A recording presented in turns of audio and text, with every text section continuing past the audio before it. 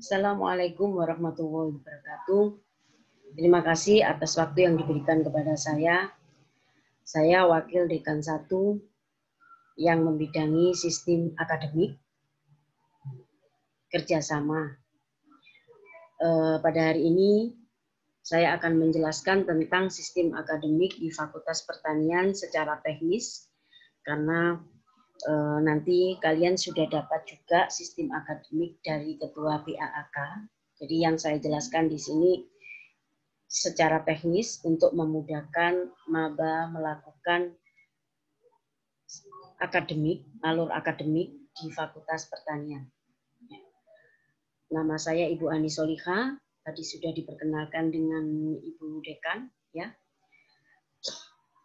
Sistem akademik di Fakultas Pertanian ini jelas sekali berbeda dengan kalian dulu di SMA, ya. Di sini kita mengenal sistem SKS, ya. Jadi beban seorang sarjana Fakultas Pertanian ini harus menyelesaikan sebesar 144 SKS sampai dia lulus, sampai dia dianggap sebagai seorang sarjana pertanian. Kemudian lama studinya yaitu 7 semester, bisa ada juga kelas yang kalian yang bisa lulus 3,5 tahun atau 7 semester. Ini paling cepat, ya, sampai 14 semester atau 7 tahun.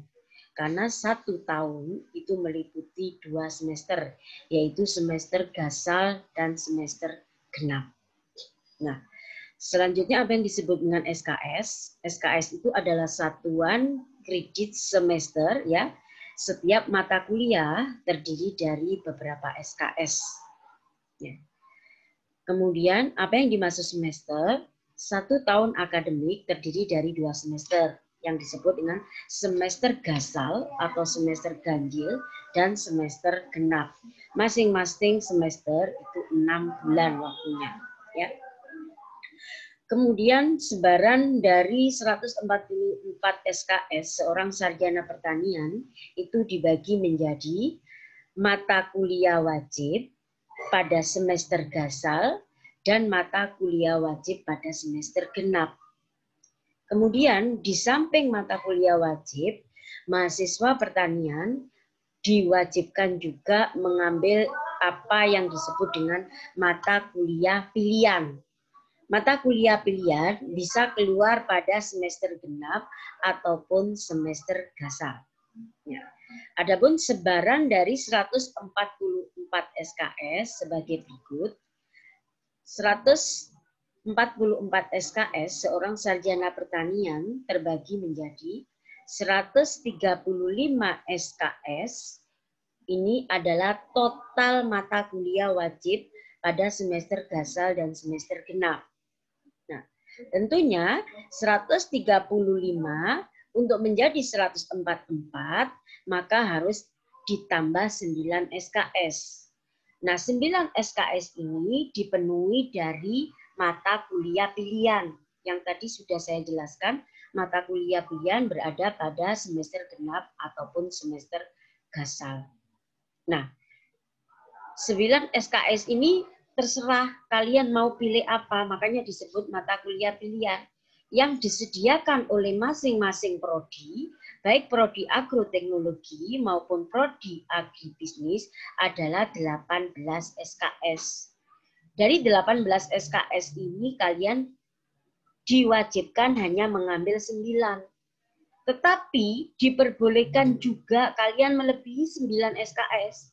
Jadi kalau kalian nanti lebih ngambil mata kuliah pilihannya, maka kalian lulus sarjana lebih dari 144 SKS. Yang wajib memang 144 SKS. Kalau kalian mengambil mata kuliah lebih dari 9 SKS, maka di sini akan lebih ketika kalian lulus. Dan saya pastikan tidak akan hilang, tetap kita masukkan di nilai atau di transkrip nilai. Jadi semua yang sudah kalian ambil selama menjadi mahasiswa akan kita masukkan di daftar transkrip nilai. Kemudian administrasi akademik di Fakultas Pertanian, yang pertama adalah kita melakukan registrasi. Registrasi ini dilakukan setiap memasuki awal semester, baik semester gasal ataupun semester genap. Jadi kalian melakukan daftar ulang registrasi. Tentang pembayaran dan sebagainya nanti dijelaskan oleh Wakil Dekan 2 bidang umum dan keuangan. Setelah kalian melakukan registrasi, kalian melakukan KRS, yaitu Kartu Rencana Studi. Melakukan KRS dan perubahannya. Ya. KRS ini dilakukan setelah melakukan registrasi, mahasiswa diwajibkan memilih mata kuliah yang akan ditempuh di setiap semester yang akan dia jalani dengan persetujuan dosen wali. Jadi ketika mahasiswa mau mengambil di siswo, nanti saya jelaskan apa itu siswo. Jadi mahasiswa harus berkonsultasi dulu dengan dosen wali. Apabila di dalam rentang waktu 1 minggu atau 2 minggu, nanti ada yang disebut dengan perubahan KRS. Bisa jadi mahasiswa berubah yang dia ambil, maka itu disebut perubahan KRS. Ini ada waktunya ya. Jadi dibatasi waktunya. Jadi mata kuliahnya yang diambil berubah. Selanjutnya setelah melakukan KRS, kalian melakukan perkuliahan. Perkuliahan terdiri dari 16 tatap muka. 16 tatap muka ini termasuk UTS, ujian tengah semester, termasuk UAS, ujian akhir semester, ataupun UAP, ujian akhir praktikum. Setelah melakukan perkuliahan, kalian akan mendapatkan apa yang disebut KHS, Kartu Hasil Studi. Nah, ini diterbitkan setelah mahasiswa menempuh UAS ataupun UAP, ya. Setelah menyelesaikan mata kuliahnya di semester yang berlangsung. Kemudian bagaimana alur melakukan KRS atau Kartu Rencana Studi? Tadi sudah saya jelaskan, yang pertama adalah registrasi, kemudian konsultasi ke dosen wali atau pembimbing akademik, kemudian mahasiswa melakukan entry KRS secara online dan mengeprintnya, print out di aplikasi yang disebut dengan Siswo Kampus. Selanjutnya setelah di-print, mahasiswa mencari dosen walinya atau dosen pembimbing akademik untuk meminta tanda tangan. Artinya ini sudah sah disahkan oleh dosen atau disetujui oleh dosen wali atau dosen pembimbing akademik. Nah, selanjutnya bagaimana masuk ke Siswo Kampus? Jadi kalian nanti semester 1 ini kebetulan untuk semester 1 dan semester 2 kalian tidak usah melakukan entry KRS ke Siswo Kampus karena sudah dilakukan oleh admin prodi masing-masing. Jadi kalian sudah dibantu selama 2 semester ini. Mengapa? Karena selama 2 semester ini, kalian mengambil mata kuliah yang disebut paket. Artinya sama. Mata kuliah yang diambil kalian sama. Baru nanti semester 3, mata kuliah yang diambil antar mahasiswa bisa sama, bisa berbeda. Tergantung IP di semester 2. Karena ini semester 1 dan semester 2, jadi mata kuliahnya paket. Jadi yang mengentrikan di Siswo adalah prodi masing-masing, admin prodi masing-masing. Tetapi di sini juga akan saya jelaskan secara teknis bagaimana masuk Siswo Kampus. Ada beberapa tahapan. Yang pertama, kalian download dulu aplikasi yang disebut aplikasi Siswo Kampus Unisma. Coba kalian klik, sekarang juga bisa dipraktekkan. Di Play Store bisa, lewat Google bisa, lewat Google Play bisa. Setelah kalian download Siswo Kampus, kemudian kalian pilih pilih menu mahasiswa. Ya. Ini tampilan siswa kampusnya seperti ini nanti, ya. Ini setelah di-download ya, tampilannya seperti ini. Kalian klik yang saya bulati ini, mahasiswa. Kita klik. Nah, setelah kita klik, maka akan keluar tampilan sebagai berikut. Di sini yang diminta login dulu, mahasiswa diminta login. Nah, loginnya dari mana? Dari NPM atau NIM. Kalian sudah punya masing-masing NIM. Kalian masukkan di sini. Kemudian, masukkan password. Nah, passwordnya ini dari tanggal lahir kalian. Nah, ini cara mengetik tanggal lahir sebagai berikut. Ya, tahun lahir dahulukan, ya, tahun lahir didahulukan, kemudian tanda ini tanda apa ya, thread, ya, kemudian bulan, kemudian tanda ini, ya, kemudian tanggal lahir kalian. Bu, kalau bulan saya Januari 01, kalau tanggal lahir saya 1, 01 sama. Ya, 01. Kemudian setelah kalian masukkan password di sini, kalian klik login. Ini yang saya beri tanda merah. Kalian klik login, kemudian akan keluar tampak seperti ini. Ini saya nyoba agroteknologi ya, namanya Resti Diva Anggraini ya. Sudah saya coba. Ya, di sini ada keterangan penting. Di sini ada keterangan OSIKA tidak lulus, Halako tidak lulus, Master Maba tidak lulus. Ini nggak usah dihiraukan. Mengapa? Nah, kalian baru mengalami baru OSIKA aja mulai kemarin sehingga belum dinyatakan lulus. Jadi kalau OSIKA nanti kalian dinyatakan lulus, maka di sini ada yang entry, kalian akan klik nanti setelah ada keterangan di sini mesti ada keterangan lulus. Ala kodenya ada keterangan lulus. Jadi ini nggak usah dihiraukan dulu. Karena ini memang masih belum berlangsung. Ya. Setelah mempunyai tampilan seperti ini, kita ke menu mahasiswa ini. Ke menu mahasiswa. Nih. Ya. Ke menu mahasiswa. Menu mahasiswa. Nih ya. Ini. Kemudian kalian klik ambil KRS per paket ini, ya, ambil KRS per paket ini, ambil KRS per paket, ini. Ya, saya kasih tanda merah. Ini.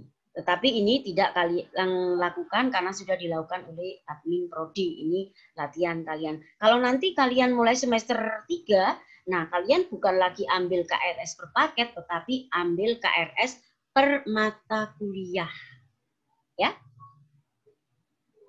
Nah, setelah itu akan tampil ini.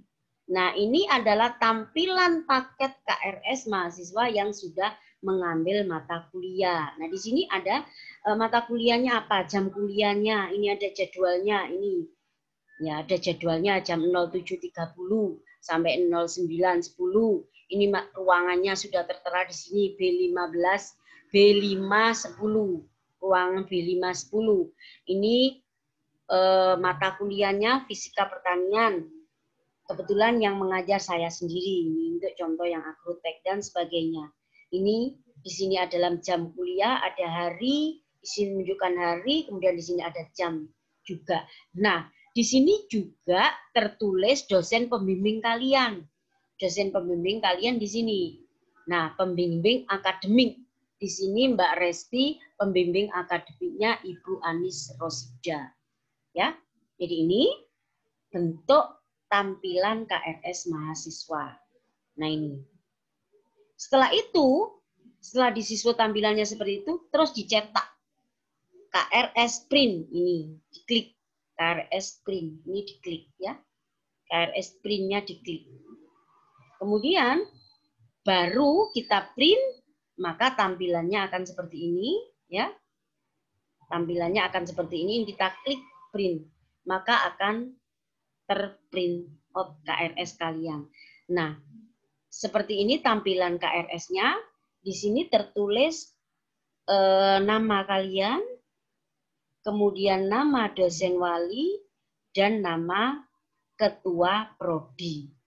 Ini karena agroteknologi, ketua prodinya kebetulan dosen wali dan ketua prodinya sama Ibu Anis Rosida.